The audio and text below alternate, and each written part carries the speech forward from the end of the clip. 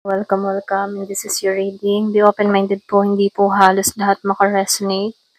Thank you nga po pala sa mga nag-subscribe, lalo-lalo na sa mga bumabalik. Maraming pong salamat. Give me the message for Leo. Ano yung mensahe sa'yo? Give me the message for Leo. Anong mensahe sa'yo?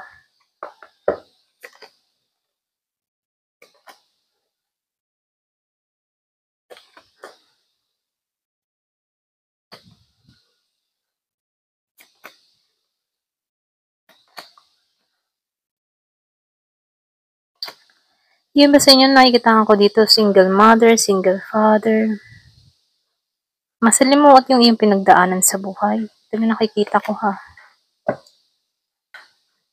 Hindi halos lahat makaka-resonate dito. Ito lang yung nakikita ko dito. So, yung iba sa inyo, ginagampanan mo yung tungkulin mo. Nagpapakaama, ina ka. Meron akong nakikitang widow dito or pwede rin sabihin, single mother ka lang talaga at single father. Kumbaga, nakikitaan ko dito yung pagiging mong mabuting magulang para sa anak mo. Ginagawa mo yung tungkulin mo bilang isang ina, ama para sa kanila. Isa ka ring tapat na tao. Meron kang ninanais dito. Umaasa ka dito ng pagpupunyagi, umaasa ka ng pagbabago. Excuse me. So, sinasabihan ka dito, magiging matagumpay ka dito. Kung ano man yung mga pinagdaanan mo, nakikitaan ko ditong malalampasan mo to. Meron akong nakikitang solid foundation sa'yo. So, meron ding renewal na mangyayari sa'yo. Yung iba sa inyo, naranasan mong maging walang-wala or pwede rin sabihin, naranasan mo talaga na ikaw lang talaga, okay? Pero ganun pa man, nakikitaan ko rin dito, merong mga nag-betray din sa'yo. Kaibigan, kaanak, katrabaho, or maging malapit sa buhay mo. So, nakikitaan ko dito, nasaktan ka mula sa tao na to. Yung iba sa inyo, yung man tipong nagtutuong ka na lamang sa anak mo, okay? So, meron akong nakikitang mga taong involved sa buhay mo na kung saan nagbigay ng pasakit sa'yo. Iba sa inyo, meron kang kadiling dito na Pisces or pwede rin sabihin meron lang ditong tao Pisces na sumisira sa'yo, okay? So, nakikita ko dito nagsasabotahe or pwede rin sabihin na siya yung tipo ng tao, ayaw niyang makitang masaya ka, okay? Or merong taong inggit, galit, or pwede rin sabihin meron lang dito ng tao na ayaw sa'yo, okay? So, lumalabas dito no, wala siyang puso or pwede rin sabihin hindi to marunong magmahal. Kaya dito, no, pulos masasama ang nagagawa ng tao na to. Yung iba sa inyo, meron kang kaaway, kalaban, or pwede rin meron lang naiinggit talaga sa'yo. So, dito, ano nakikitaan ko dito, kilala mo na itong tao na to. Kilala mo na yung pagkatao. Kung pinakikita ng tao na to na mabuti siya sa iba, pagdating sa'yo, basang-basa mo na siya. Okay? So, nafe-feel ko dito, meron kang radar mula sa tao na to. Yung iba sa inyo dito, no, kaya ka nahihirapan dito sa Three of Swords dahil meron tong ginagawa sa'yo. Yung matipong nag-intention siya or pwede rin meron tong gumagawa siya ng hindi maganda sa'yo or pwede rin meron tong alam sa voodoo, magic, black magic, mga ganun, no?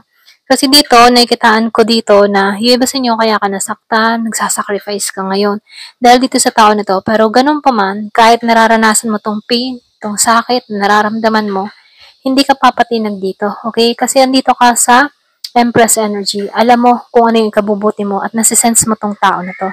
Okay? So dito, no, nakikitaan ko dito, ito yung gusto niya mangyari dito, okay? Itong tao na to. Lumuha ka, mabalan ka dito, bumagsak ka dito.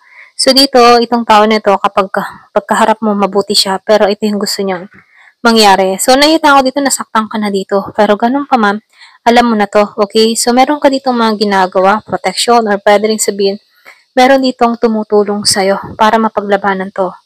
So, nakikita ko rin dito, ikaw yung tipo ng tao na mapagmahal. Marami ka namang option. Marami kang mga choices or pwede rin sabihin na marami ka din ginagawa. Protection, sarili, or pwede rin minumungkahi sa'yo kung wala kang idea. Mag-protection ka, okay? Kasi dito, marami ka namang mapapanood na protection na makakatulong sa sitwasyon mo. Kasi meron din ako nakikitang pagbabago na mangyayari sa'yo. Makaka-recover ka dito. Ito lang yung mensahe. So, nakikita ko dito, maalisan mo to. Meron lang taong ditong gusto kang sirain dito. Yung iba, no?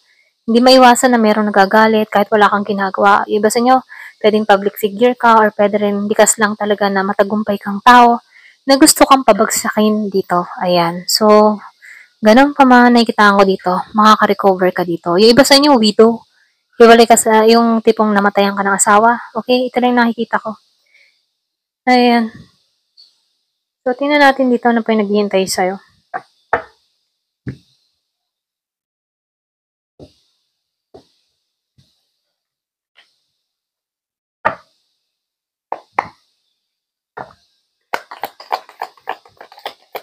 Give you the message. Beetle. So, dito, no, good fortune. Merong magandang kapalarang naghihintay sa'yo.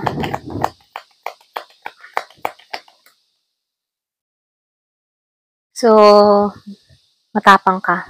Okay? Kailangan mo lang dito na lakasan ng loob. Kung meron kang gustong mangyari, makamit, lakasan lang ng loob. Kasi meron ditong chance na parating sa buhay mo. Merong magandang kapalarang naghihintay sa'yo. Mapalad ka. Kaya may naiinggit sa'yo, mapalad ka eh. Swerte ka sa buhay. So, meron ka ditong younger man or pwedeng sabihin, pwedeng anak mo to, na kung saan ano, ito yung nagbibigay ng lakas sigla sa buhay mo. Batang lalaki. So, meron ka din ditong matalik na kaibigan na nasa malayo na iniisip ka. Wala ka naalala nito. So, dito ano, may shark. Mag-ingat ka, lalo-lalo na sa mga material na bagay. Huwag ka din masyadong katitiwala. Ayan. Meron kang mga alahas, so pag-ingatan mo or magagalingan mo yung hawak ng pera. Protektado ka sa mga negative forces beyond your control. Yung mga tipong protektado ka sa hindi mo kontroladong spiritual attack, okay? Psychic attack, ganyan. Protektado ka. Hindi ka magagapi. Ayan.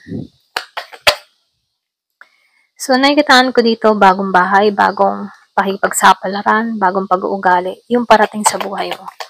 So, matatapos na yung kahirapan mo. Kung maasam ka ng bagong bahay, parating to, pwedeng pinapangarap mo to. So, announcement, meron ditong calling, or pwedeng meron kang mabalitaan, merong balita, may parating na magandang good news, ano, ayan, magandang balita, ayan. So, meron ditong arrow. Nasa tamang path ka. Regarding sa aspeto ng buhay mo. So, lumalabas dito, may authority ka. So, dito, ano, sumabay ka lang sa agos or ikot ng gulong. Huwag mo masyadong ka-stressin yung sarili mo. Lalo-lalo na sa mga pagsubok na kinakaharap mo. Sabayan mo lang. Huwag mo masyadong kadibdibin. May time na nasa baba ka, may time na itataas kang muli. Alam mo yun? Ikot ng gulong, ganyan.